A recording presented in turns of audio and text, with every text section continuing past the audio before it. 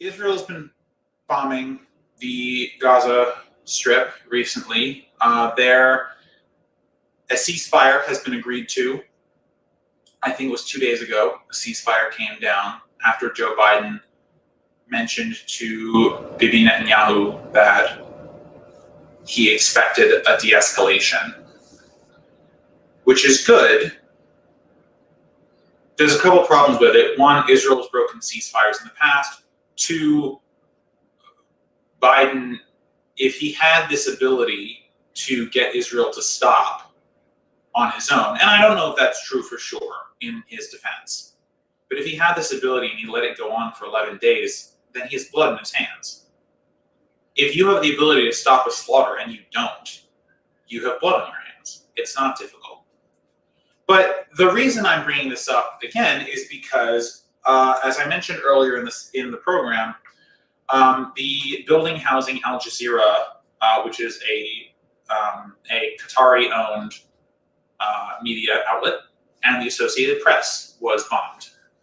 They were given about an hour to evacuate all their people from the building, and then the building was shelled and totally demolished. So why would you bomb media buildings? And before I address this question, I just want to bring up a couple of inconsistencies. So the spokesperson from the Israeli military goes on to CNN. I think he's talking to Brian Stelter. He's talking to Brian Stelter, and Brian Stelter asks him, "So can we see the evidence? Because you said you had to bomb this building because there's Hamas terrorists operating in it. So can you show us the evidence?" He's like, "Well, no." Because they asked, "Well, do you have the evidence?" It's like, "Well, we believe that there were Hamas terrorists in there, which is why we did what we did." So, first of all, you should have completely definitive intelligence that you are going after terrorists before you do something. And by the way, this isn't just for Israel. The U.S. should do this too. Our drone strikes hit 90% the wrong people, okay? We are no angels here, and we certainly have no right to be telling other countries about their human rights abuses. But I'm not trying to both sides this, okay? The issue right now is that the Israeli government bombed a media building, and when they were questioned about why they did it, they said they had evidence. When they were asked to produce that evidence, they got shit, okay? They had nothing, okay? The other thing is, too, if you are concerned that there are terrorists operating out of that building and that there are terrorists in there that you're trying to get, why would you issue a call to evacuate the building? Now, I'm glad they did, don't get me wrong, because lots of innocent people would have been killed if the evacuation had not gone through. But this is incredibly hypocritical. So you're telling us that the building is so dangerous it has to go because there are terrorists in it that are acting, that are harming Israelis. Okay, that's logical point number one, fine, whatever. Logical point two, we're going to call the building first and make sure everyone evacuates. Then what was the point, right, of leveling the building? Because at that point, they just take all their weapons, in theory, and everything else they have, all their planning and whatever, they load it into a couple bags, they run out the back door right before you bomb the building. They just go set up somewhere else. So what's the point of destroying the building? And by the way, I'm sure the Israeli spokesperson would have no idea how to answer that question.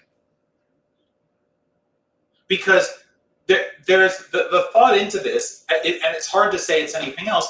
I genuinely believe that they bombed that building because the graphic images coming from the AP and from Al Jazeera were making Israel look bad.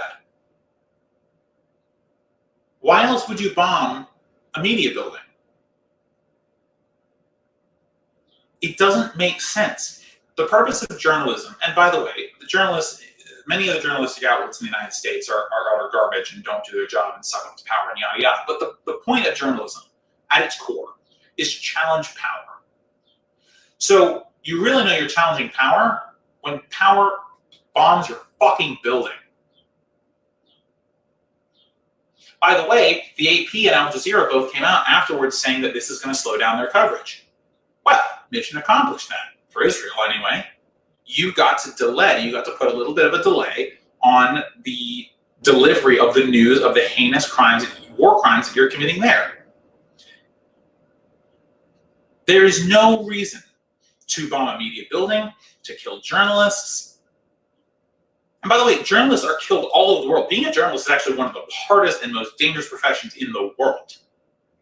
In Mexico, journalists are killed all the time, very regularly. In the Middle East as well. North African journalists are killed fairly regularly too. There are journalists that are killed for their reporting all around the world. Sub-Saharan Africa has its issues as well, especially in northern Nigeria, reporters are killed. But the reason that you kill journalists, that you destroy journalistic outlets, that you take military action against civilians who are just doing their job to report the facts of situations, is because you don't like their coverage. And I don't care what bullshit reason they give you. Oh, Hamas is in the building. I explained to you why that excuse is no bueno. Why that excuse doesn't work. Because it fails to answer the question of, well, then why did you call them if it was really that big of a threat? The reason I'm almost positive that Israel bombed that building is because they didn't like the coverage coming out of Al Jazeera and the AP that was getting wildly shared by people outside of that area who were beginning to see the real brutality of this particular set of violence that Israel was perpetrating against Palestine. And how pathetic the backlash was from the Palestinians. And I don't mean that to say anything bad about them per se, but because they can't do any damage to Israel, really.